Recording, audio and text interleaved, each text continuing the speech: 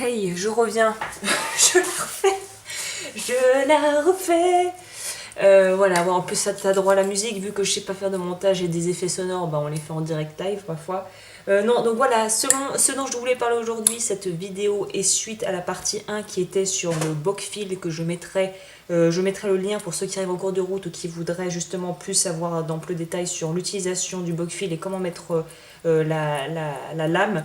Je mettrai le lien dans la description. Et pour ceux qui sont là pour donc justement la partie 2 où je parle plutôt des côtés techniques et des petits conseils que je pourrais donner à ce niveau, je voudrais d'abord souligner que je suis vraiment pas j'excelle pas du tout là-dedans. Je pense qu'il faut avoir l'humilité de reconnaître les domaines dans lesquels on est plutôt doué et ceux où il y a vraiment voilà, un travail, un effort supplémentaire à fournir pour pouvoir avoir apprendre à acquérir la bonne méthode et la bonne, on va dire, technique. Donc moi voilà, c'est pas mon point fort, c'est pour ça que je vais pas m'étaler sur 5 ans sur les conseils à donner, je vais juste donner ce qui moi a pu me servir et peut m'aider à faire du travail, des découpes à peu près propres.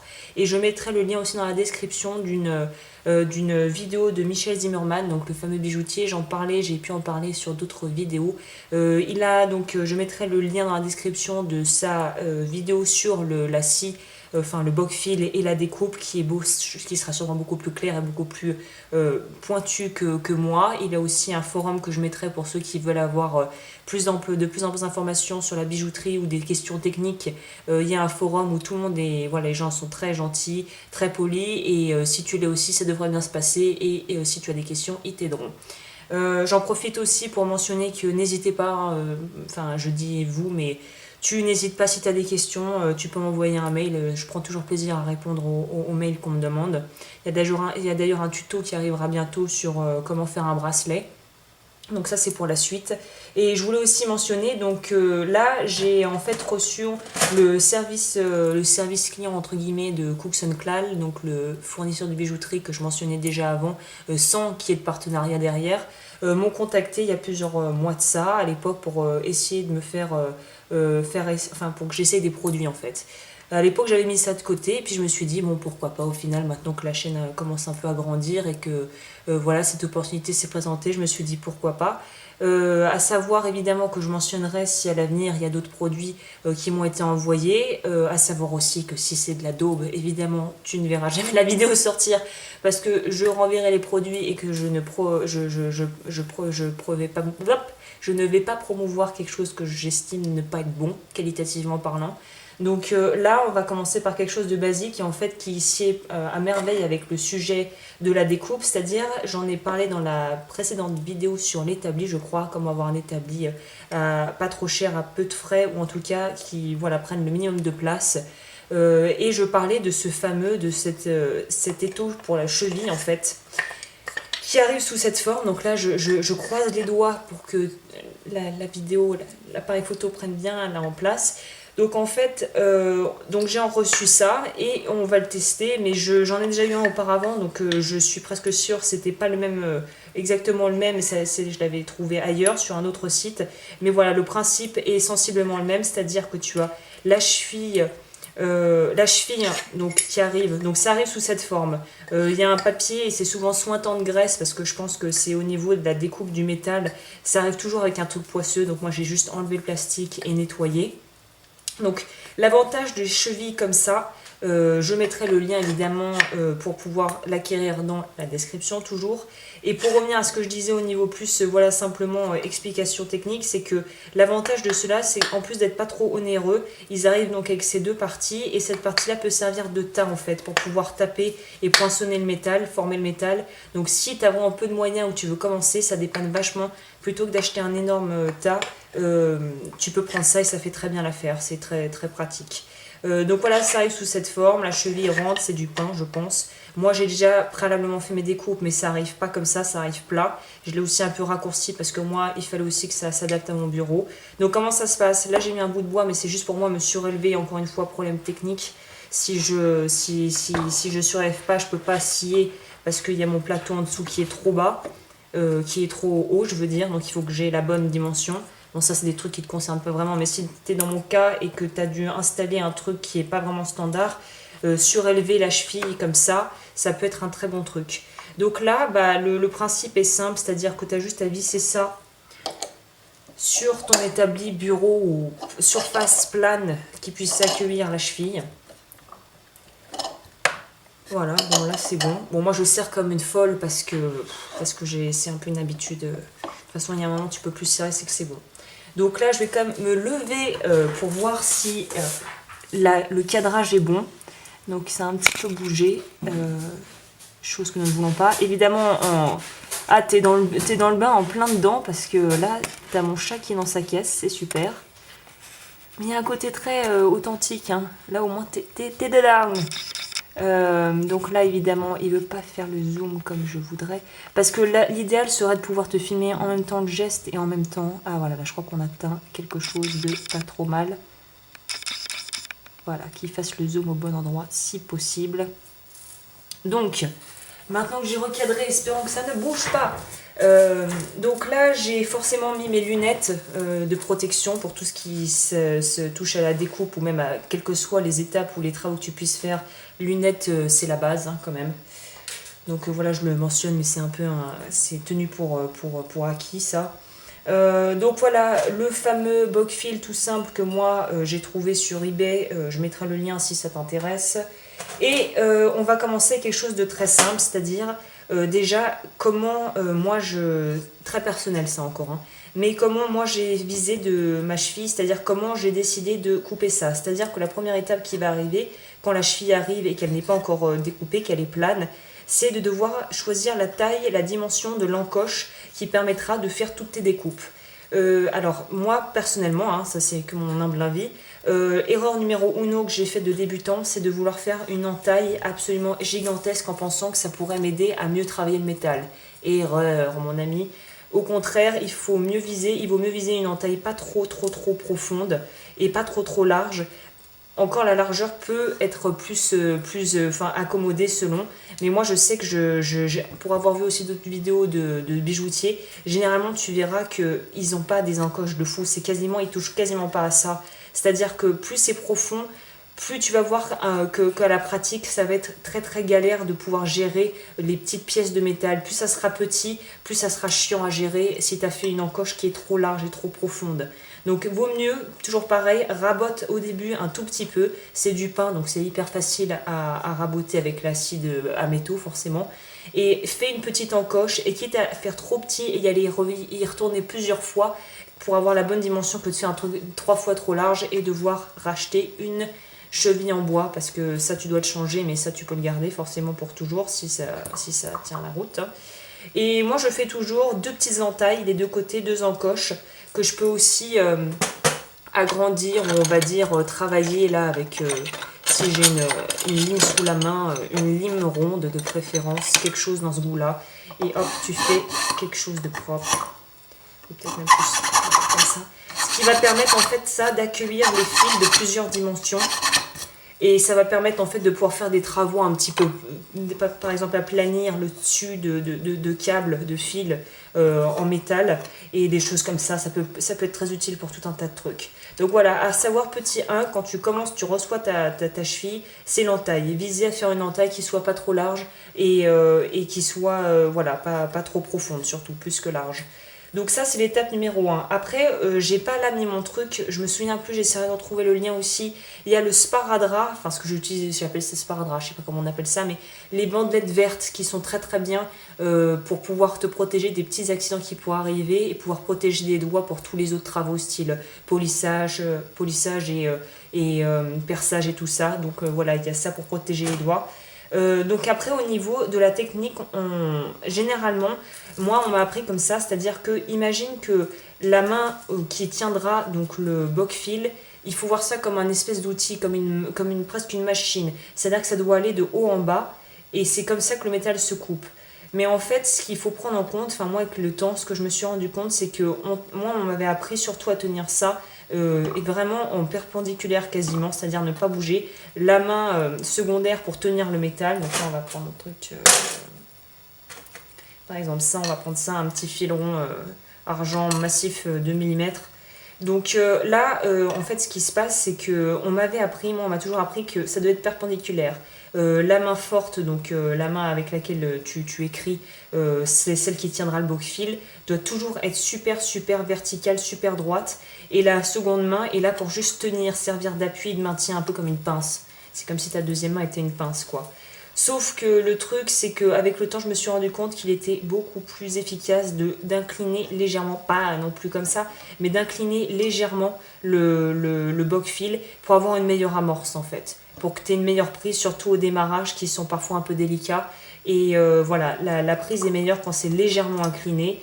Et en fait, l'erreur fatale aussi du débutant, c'est de croire qu'en y allant comme un bourrin, et ça va, et en mettant énormément de force dans la main qui tient le boc-fil, tu vas couper le métal plus vite et mieux. Faux. En tout cas, pour mon expérience, c'est pas comme ça que ça marche. Au contraire, tu vas fatiguer la main qui tient le boc-fil plus qu'autre chose. Surtout le poignet qui tient la tension de tout ça. Donc en fait, non, il faut prendre son temps, être hyper rigoureux, très presque rigide, mécanique, et ça va couper tout seul au rythme où ça doit couper, sachant que comme je l'expliquais précédemment, la lame doit être choisie en fonction de la grosseur, de l'épaisseur du métal. Tu galéreras beaucoup moins évidemment si c'est cohérent, c'est-à-dire que si le métal est hyper, tu as une plaque hyper épaisse, tu vas prendre une lame qui sera du 0,3 je pense, ouais, 0,3 c'est bien, ou 0,2 comme je le mentionnais. Et si tu travailles sur des toutes petites plaques de métal, tu pourras prendre du 0,2 par exemple. Donc voilà, ça c'est des choses à savoir en amont et qui te faciliteront le travail au quotidien. Et je regarde juste bien si... Oui, je pense qu'on voit à peu près, donc c'est pas mal. Donc voilà, donc ça c'était après au niveau donc boc-fil, c'est incliner légèrement, ne pas vouloir mettre une force de fou, c'est pas ça qui va, c'est pas ça, c'est pas la force, c'est plutôt la mécanique et la façon répétitive et très saccadée et presque rythmique de la découpe qui va te permettre de couper le métal sans que tu aies à lutter en fait. Aussi problématique de débutant, c'est-à-dire que tu vas voir que la main qui tient le boc-fil, au début t'es crispé, il faut aussi, tu dois tout gérer et tu vas voir que, enfin moi je sais qu'au début je me souviens, à force de tenir le métal vraiment fermement avec la main secondaire, j'avais les doigts mais j'étais crispé, j'avais presque des crampes tellement je serrais comme une folle. En fait il suffit juste d'avoir pareil, il faut être, c'est un peu comme l'expression une main de fer dans un gant de velours, c'est-à-dire qu'il faut être assez flex et en même temps savoir tenir et savoir bien gérer la pression. Tout est une question de pression et de force dans le mouvement en fait. Donc la main qui est secondaire qui va tenir quelle que soit la plaque ou le fil que tu dois couper, là ce que tu veux découper. Moi ce que j'aime bien faire c'est toujours utiliser mon index et mon majeur. Et là aussi règle de sécurité parce que je pense que c'est bien de le mentionner. Tu verras que par moment tu n'auras pas d'autre choix que d'aller par devant, mais il vaut toujours mieux, enfin moi j'essaie de toujours privilégier les doigts de la main secondaire derrière, toujours derrière. Et je prends mon appui avec mon pouce, mais pas toujours, mais c'est pour faciliter la chose. Peut-être au début je pense que je ne sais pas si je recommanderais, il faut faire attention où tu mets le pouce évidemment pour pas te trancher le pouce, mais voilà tu le mets de côté et c'est surtout l'index et le majeur qui vont faire le plus gros du travail. Et de toute façon, ça va te muscler les doigts au fur et à mesure, ça c'est clair. Donc là, la technique de sécurité à savoir, placer les doigts de la main secondaire derrière et vraiment, en dernier recours, si tu peux pas faire autrement, le mettre devant. Sachant qu'on prend beaucoup plus de risques de potentiellement se couper ou qu'il y ait un mauvais coup qui parte quand la main est devant. Là, cette main-là, pour moi en tout cas. Donc ça, je pense que c'était au niveau des choses à savoir dès le départ. Donc par rapport à l'amorce, ah bah tiens on va peut-être, y a la possibilité, parce que ça aussi c'est une problématique quand on commence, qui est un peu chiante. Donc moi j'ai pris là, on pourrait prendre une lime type sauge, c'est-à-dire arrondi au-dessus, plat en dessous. Mais moi j'ai la chance d'avoir eu un pack où, en fait, que j'avais il y a longtemps, où celle-ci est triangulaire. Tout ce qu'on veut en fait c'est une surface plane qui puisse voilà, servir un peu comme la lame d'un couteau, tu vois. Et en fait, cette chose va nous permettre, quand au début, tu n'es pas sûr de ton coup et que tu as besoin d'amorcer ta lame, ta découpe, un coup sec, et ça va en fait te permettre de faire une pré-entaille qui va te permettre de moins galérer à pouvoir insérer la lame et entamer la découpe. Donc ça c'est un petit truc à savoir qui est bien pratique, surtout quand c'est des formes rondes ou que tu as une accroche, un départ qui n'est pas forcément facile à amorcer. La technique de la lime, c'est pas mal. Tu vas voir que là, tout ce que j'ai à faire, c'est tenir fermement. Je sais pas si on va voir parce que... Bon, moi, je vais être obligée, je pense, parce que mes doigts, tu vas rien voir. Donc, je vais être obligée de faire comme ça. Moi, c'est dangereux ce que je fais. Bon, c'est dangereux ce que je fais, mais c'est pour... Je sais pas si tu vas voir. Moi, non, ça me fait trop peur. J'ai pas envie de me découper les doigts. Mais vu que mes doigts cachent le truc, est-ce que tu vas voir le geste? C'est ça le truc. Donc, voilà. Imaginons que tu dois amorcer. Donc, l'amorce est facilitée. Et là, vraiment, ce qu'on veut, c'est incliner légèrement, tenir bien le boc-fil en main. Et comme je te dis, l'autre erreur de base... L'autre erreur de base, c'est que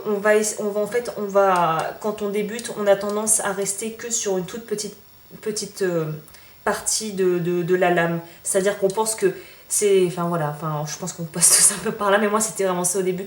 Grosse difficulté à vraiment prendre de l'élan dans le mouvement, et en fait c'est grâce à l'élan dans le mouvement, tu verras que tu auras une meilleure découpe et que ça ira plus vite sans avoir à forcer comme un fada.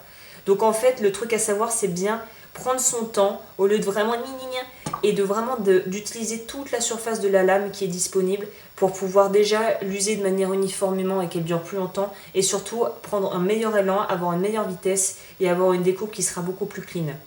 Donc pour revenir à la fin du geste, là où moi j'ai failli me charcuter les doigts, j'ai failli faire les plus grosses coupures où je me suis fait des frayeurs, où genre c'était mode les dents de la mer là, et j'ai vraiment commencé à flipper, parce qu'il y avait du sang partout. Bon, les plus grosses coupures que j'ai eues se sont arrivées à cette étape. C'est-à-dire que par exemple, imaginons, tu te retrouves à pas avoir d'autre choix qu'avoir ta main secondaire devant pour tenir le câble ou le truc que tu es en train de faire. Et tu vas voir. Bon, ça arrive souvent, c'est pour ça que la lime pour utiliser l'accroche est bien plus efficace pour pouvoir évidemment éviter de faire n'importe quoi. Ce qui va se passer, c'est que là, le zoom ne te montrera pas. Moi, je sais que là, le prochain coup, ça va se séparer. Les deux parties de métal, les deux bouts de métal vont se séparer. Ce qui va se passer, c'est qu'il y a un moment où forcément, où c'est presque mathématique, tu ne pourras pas faire autrement. La force de la main qui tient le boc-fil va faire que la lame, c'est pas de sa faute. C'est pour ça qu'il est préférable de travailler vraiment à l'interstice qui sépare la découpe là, de ta cheville. Parce qu'il y a un moment donné où forcément la lame, elle va partir devant, elle va transpercer le métal. C'est dans ces moments-là que tu peux prendre le plus de risques. Et moi, j'ai failli faire des carnages. C'est que, tu vas voir. Voilà, c'est pas parlant, mais ça sûrement pas du tout être parlant à l'image, mais en fait, il va se produire cet effet, ça va faire clac. Pas forcément avec ce bruit-là, mais tu vas voir que ça va vraiment... il va y avoir une force que tu peux pas maîtriser, et si le doigt, par malheur, est là, ça va trancher, c'est clair. Et moi, les 2 fois où j'ai failli me couper le doigt, vraiment où j'ai failli faire un truc vraiment moche, c'était dans ces moments-là où j'avais les mains devant, mauvais moment d'inaction, doigt mal placé ou qui glisse un peu parce que mal tenu, et là c'est le carnage. Donc vraiment, le truc à savoir, c'est qu'il vaut mieux essayer d'avoir les mains au possible toujours derrière, et si ça s'avère que tu dois être devant, viser toujours la sécurité, c'est-à-dire vraiment fais attention à ce que tes doigts ne soient pas dans l'arrivée de la scie, parce que là j'ai focalisé sur l'endroit où j'étais en train de découper, mais imagine t'es comme ça, la lame elle a toute cette longueur, donc ça veut dire que si tu arrives comme ça peut même te trancher le haut du doigt si tu fais pas attention. Donc il faut vraiment faire attention au maniement de ça, surtout au début. La technique aussi, si on veut pas prendre trop de risques, et que parfois c'est d'ailleurs même plus à même et plus habile d'utiliser ça, la pince. C'est-à-dire que tu prends la pince et là tu t'ôtes absolument tout risque de te charcuter les doigts. Après c'est pas pratique pour tout.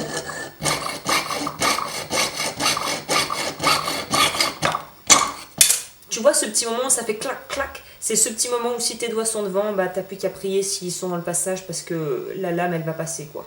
Donc là, utilisez aussi ça peut être une très bonne astuce quand tu as des toutes petites choses où la prise est vraiment super chiante, que même avec tes doigts tu n'y arriverais pas. Avec les pinces, il y a de fortes chances que tu puisses y arriver. Donc je crois que là j'ai à peu près là j'ai tout balancé sur ce que je savais. Après, la façon de gérer les Hey, je reviens, mais là ça va être très très court. En fait, je mets la vidéo, mais il n'y aura que le son qui sera important.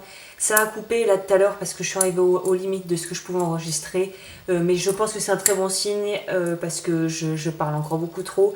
Tout ce que je voulais dire, c'est que donc, le lien pour trouver la cheville sera dans la description.